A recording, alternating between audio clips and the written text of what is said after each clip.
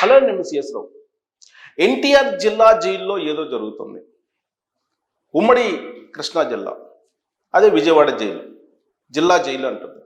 అక్కడ ఏదో జరుగుతుంది అనేటువంటి ఒక టాక్ అయితే బయటకు వస్తుంది. అందుకే రాత్రికి రాత్రి అక్కడున్నటువంటి సూపరింటెండెంట్ని బదిలీ చేసేసారు. బదిలీ చేసి ఆయన ప్లేస్లో కొత్తగా ప్రకాశం జిల్లా నుంచి ఒక సబ్ జైలుకి సూపరింటెండెంట్గా ఉన్నటువంటి అతనికి ప్రమోషన్ ఇచ్చి ఎన్టీఆర్ జిల్లా జైలర్గా సూపరింటెండెంట్గా అపాయింట్ చేశారు. ఈ పరిణామాలు ఎందుకు తయారు చేశారు, సడన్గా ఈ పరిణామాలు ఎందుకు చోటు చేసుకున్నాయి అనే దాని మీద ఒక పెద్ద చర్చ జరుగుతుంది. రాష్ట్ర జైలు శాఖ డీజీగా ఉన్నటువంటి అతను ఇటీవల కాలంలో పర్యటన చేశారు. పర్యటన చేసినప్పుడు విజయవాడ జైలుని సందర్శించారు ఇటీవల. మరి ఆయన విజిట్లో ఎలాంటి అంశాలు ఆయన అబ్జర్వ్ చేశారో బయటికి రాలేదు. పోనీ అక్కడ విజయవాడ జైల్లో ఉన్నటువంటి సూపరింటెండెంట్కి చెప్పారా, ఏదైనా లోపాలు ఉంటాయనేది కూడా బయటకు రాలేదు. కానీ ఆయన రాష్ట్ర జైలు శాఖ డీజీ విజిట్ చేసిన తర్వాత మూడో రోజు ఈ ఆకస్మిక బదిలీలు జరిగాయి. మరి ఎందుకు జరిగాయి బదిలీలు అంటే రకరకాలుగా అనుమానాలు వస్తున్నాయి. ఇప్పుడు ఆ జైల్లో వరుసగా వైఎస్ఆర్ కాంగ్రెస్ పార్టీకి సంబంధించినటువంటి వాళ్ళు వెళ్తూ ఉన్నారు ఆ జైలుకి. ఎవరెవరు ఇప్పుడు మనం చూసుకుంటే ప్రధానంగా వల్లభనేని వంశీ దాదాపుగా 50 రోజుల పైన ఆయన విజయవాడ జైల్లోనే ఉంటున్నారు. విజయవాడ జైల్లోనే ఉంటూ వస్తూ ఉన్నారు. ఇక పిఎస్ఆర్ ఆంజనేయులు అక్కడే ఉన్నారు. తెలుగుదేశం పార్టీ ప్రధాన కార్యాలయం మీద దాడి చేసినటువంటి నిందితులు కూడా అక్కడే ఉన్నారు. ఇప్పుడు లిక్కర్ స్కామ్లో అరెస్ట్ అయినటువంటి బాలాజీ గోవిందప్ప, ధనుంజయ రెడ్డి, కృష్ణమోహన్ రెడ్డి వాళ్ళు కూడా అదే జైల్లో ఉన్నారు. ఓవరాల్గా విజయవాడ జైలుని చూసుకుంటే వైఎస్ఆర్ కాంగ్రెస్ పార్టీకి సంబంధించినటువంటి లీడర్లు, వైఎస్ఆర్ కాంగ్రెస్ పార్టీకి సంబంధించినటువంటి సింపథైజర్స్ ఉన్నారు. పిఎస్ఆర్ ఆంజనేయులకి అలాగే వల్లభనేని వంశీకి బేసిక్గా వైరుధ్యాలు ఉన్నాయి. పిఎస్ఆర్ ఆంజనేయులు వైఎస్ఆర్ కాంగ్రెస్ పార్టీ సానుభూతిపరునిగా, జగన్మోహన్ రెడ్డి గారి వీరభక్తుడిగా మారిన టైంలోనే వల్లభనేని వంశీ తెలుగుదేశం పార్టీ నుంచి వైఎస్ఆర్ కాంగ్రెస్ పార్టీకి వెళ్ళారు. మరి వాళ్ళిద్దరికీ పొసగదు. గతంలో అనేక విషయాల్లో ఇద్దరు విభేదించుకున్నారు. విజయవాడ కమిషనర్గా పిఎస్ఆర్ ఆంజనేయులు పనిచేసినప్పుడు వల్లభనేని వంశీ ఎమ్మెల్యేగా ఉన్నారు గన్నవరం. ఆ సమయంలో ఒక లేడీ విషయంలో వీళ్ళిద్దరూ దాదాపుగా మీడియాకి వచ్చి రచ్చకెక్కారు. అప్పటి నుంచి వీళ్ళిద్దరికీ చాలా వైరుధ్యాలు, విభేదాలు, కక్షలు, కార్పణ్యాలు ఇవన్నీ ఉన్నాయి. పిఎస్ఆర్ ఆంజనేయులు నేను ఒకసారి జైలుకి వెళ్ళి చూసి రావాలి అని చెప్పేసి ఆయన ఒకానొక సందర్భంలో అన్నారు. యాక్చువల్గా ఆయన మీద ఏపీపీఎస్కి సంబంధించిన పేపర్ల కేసు చాలా పెద్దది. దానికంటే ముందు జత్వానీ కేసులో ఆయన జైలుకి వెళ్ళారు. జత్వానీ కేసులో యాక్చువల్గా ముందస్తు బెయిల్ తీసుకొచ్చుకున్నారు. ఎవరు? ఆల్రెడీ అక్కడ కాంతిరాణ టాటా,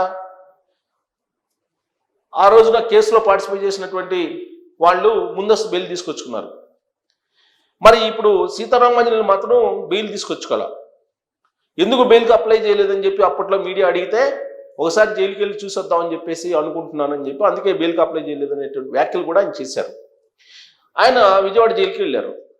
విజయవాడ జైలుకి వెళ్ళిన తర్వాత ఏపీపీఎస్కి సంబంధించిన కేసు దర్యాప్తు చాలా వేగవంతమైంది.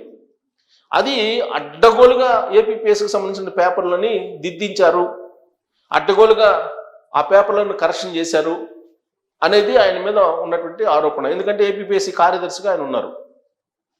సో అదంతా కూడా హైలైట్లో పెట్టి పేపర్లు దిద్దించింది కూడా పిఎస్ఆర్ ఆంజనేయులు అనేటువంటిది ఆన్ డాక్యుమెంట్స్ ప్రూఫ్లన్నీ కూడా సిట్ పోలీసులు తీస్తూ ఉన్నారు. ఆయన్ని ఇప్పటికే పోలీస్ కస్టడీ తీసుకుని విచారించారు. కోయ ప్రవీణ్ ఐపీఎస్, అలాగే రాజశేఖర్ బాబు ఐపీఎస్ ఇలాంటి వాళ్ళు ఆయన్ని విచారించారు. బట్ విచారణకి ఆయన సహకరించలేదు అనేది సిట్ పోలీసుల యొక్క అభిప్రాయం. విచారణ సందర్భంగా ఇంకేమున్నాయి అడగండి చెప్తాను, అలా కాదు ఇంట్రాగేషన్ చేసేది, నేను క్వశ్చన్ చెప్తాను మీరు అడగండి, ఇలా ఆయన మాట్లాడారు అనేది కూడా వినిపించింది. సరే, కారణాలు విచారణ ఏ విధంగా నడిచిందనే అంశాన్ని పక్కన పెడితే ప్రస్తుతం ఆయన విజయవాడ జైల్లో ఉన్నారు. మరి ఇంతమంది విజయవాడ జైల్లో ఉన్నారు, మరి వాళ్ళని సరిగ్గా చూసుకోవట్లేదా నిబంధనల ప్రకారం? లేదు, నిబంధనలకు విరుద్ధంగా మొబైల్స్ వాడటం కానీ లేదా ఇతరతర సౌకర్యాలు పొందడం కానీ జరుగుతుందా? లేదు, ములాఖత్ సందర్భంగా అక్కడ ఊహించినటువంటి పరిణామాలు ఏమన్నా జరగడానికి అక్కడ ఉండేటువంటి సూపరింటెండెంట్, జైలు సూపరింటెండెంట్ సహకరించారా? మరి ఎందుకు అర్ధరాత్రి ఆకస్మికంగా విజయవాడ జైలు సూపరింటెండెంట్ని బదిలీ చేశారు? హంసపాల్, విజయవాడ జైలు సూపరింటెండెంట్ పేరు హంసపాల్. ఈయన్ని ఆకస్మికంగా బదిలీ చేశారు. ఎక్కడ చేశారు? రాజమండ్రి సెంట్రల్ జైలుకి అటాచ్ చేశారు. అక్కడ శిక్షణ విభాగం అనేది ఒకటి ఉంది. ఆ శిక్షణ విభాగంలోకి ఆయన్ని అపాయింట్ చేశారు. ఆయన ప్లేస్లో ఎవరిని తీసుకొచ్చారు? ప్రకాశం జిల్లాకు సంబంధించినటువంటి అతన్ని తీసుకొచ్చారు. మహమ్మద్ ఇర్ఫాన్ అనే అతన్ని ఇప్పుడు విజయవాడ జైలు సూపరింటెండెంట్గా నియమించారు. ఆయన ప్రకాశం జిల్లాలో ఒక సబ్ జైలుకి జైలర్గా ఉంటే ఆయన తీసుకొచ్చి ఇప్పుడు సూపరింటెండెంట్ చేశారు విజయవాడ జైలుకి, జిల్లా జైలుకి. ఇవన్నీ ఎవరు చేశారు మార్పులు అంటే రాష్ట్ర జైళ్ల శాఖ డీజీ ఎవరు? మహమ్మద్ అహసాన్ రజా. ఈయన ఇటీవల కాలంలో విజిట్ చేసి విజయవాడ జైల్లో రిమాండ్ ఖైదీలుగా ఉన్నటువంటి పిఎస్ఆర్ ఆంజనేయులు కానీ, వల్లభనేని వంశీ కానీ, ఇప్పుడు తాజాగా వెళ్ళినటువంటి బాలాజీ గోవిందప్ప కానీ, గతంలో తెలుగుదేశం పార్టీ కేంద్ర కార్యాలయం మీద దాడి చేసి రిమాండ్లో ఉన్నటువంటి రిమాండ్ ఖైదీల విషయంలో కానీ, ఇవన్నీ కూడా అది వైఎస్ఆర్ కాంగ్రెస్ పార్టీకి సంబంధించినటువంటి వాళ్ళు ఉన్నటువంటి జైలుగా మారిపోయింది. అక్కడ రాజకీయపరమైనటువంటి అంశాలు లేదంటే రాజకీయపరమైనటువంటి సానుకూల పరిస్థితులకి అక్కడ ఉండేటువంటి సూపరింటెండెంట్ సహకరించారా, అందుకే ఈ ఆకస్మిక బదిలీ జరిగిందా అనేది కూడా చర్చకు వస్తుంది. బట్ ఎందుకు ఈ బదిలీల ఎమర్జెన్సీగా అర్ధరాత్రి వేళ అప్పటికప్పుడు నిర్ణయం తీసుకొని చేశారు అనేది ఒక పెద్ద ప్రశ్నగా మిగిలిపోయింది. పైగా ధనంజయ రెడ్డి, కృష్ణమోహన్ రెడ్డి రిమాండ్ ఖైదీలుగా విజయవాడ జైలుకి వెళ్ళేటువంటి క్షణాల్లోనే, ఆ టైంలోనే, ఆ రోజులే ఈ బదిలీలు కూడా జరిగాయి. మరి ఎందుకు జరిగాయి? గతంలో కూడా చంద్రబాబు నాయుడు గారు అరెస్ట్ అయినప్పుడు రాజమండ్రి సెంట్రల్ జైల్లో ఉన్నప్పుడు అక్కడ ఉన్నటువంటి జైలర్ మీద రకరకాలుగా, అక్కడ ఉన్నటువంటి సూపరింటెండెంట్ మీద, అలాగే జైలర్ మీద, రాష్ట్ర డీజీ మీద, జైలు శాఖ డీజీ మీద రకరకాలుగా ఆరోపణలు వచ్చాయి. డ్రోన్స్ ఎగరేశారని, చంద్రబాబు నాయుడు గారిని అంతం చేయడానికి కుట్ర పడుతున్నారని, ఇలా రకరకాలుగా వచ్చాయి.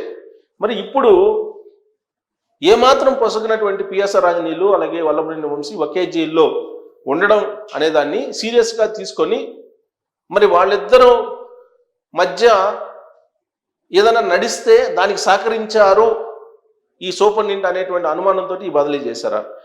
ఏ అంశంతో ఆకస్మికంగా ఈ బదిలీలు చేశారు అనే దాని మీద ఇప్పుడు చర్చ జరుగుతోంది. ఒకవేళ మీకేదైనా ఇన్పుట్స్ ఉంటే ఈ ఆకస్మిక బదిలీలకు కారణం ఏంటి అనేది కనుక తెలిస్తే మీరు ట్రోల్స్ రూపంలో తెలియజేయచ్చు. Thank you.